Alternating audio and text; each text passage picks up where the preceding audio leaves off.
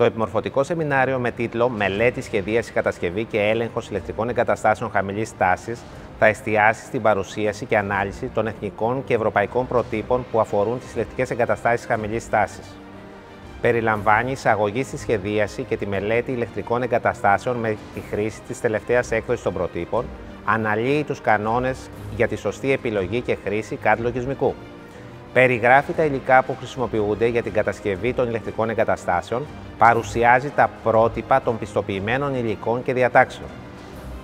Δίνονται αντιπροσωπευτικά παραδείγματα περιοδικού ελέγχου και οπτικής επιθεώρησης, καθώς και οι τεχνικές διενέργειας ελέγχων προληπτικής συντήρησης και πιστοποίησης. Εμβαθύνει στις τεχνικές μετρήσεων των ηλεκτρικών παραμέτρων και στον τρόπο επιλογής και χρήσης των διακριβωμένων οργάνων μέτρησης. Τέλος, δίνεται το περίγραμμα των αρμοδιοτήτων και των υποχρεώσεων του αδιούχου ηλεκτρολόγου. Το πρόγραμμα απευθύνεται σε διπλωματούχους μηχανικούς ΑΕΗ, πτυχιούχους μηχανικούς ΤΕΗ, επαγγελματίες αδιούχους ηλεκτρολόγους, εκπαιδευτικούς, τεχνικούς ασφαλείας, απόφοιτους ΙΕΚ και κάθε άλλο επαγγελματία που δραστηριοποιείται στο αντικείμενο των ηλεκτρικών εγκαταστάσεων.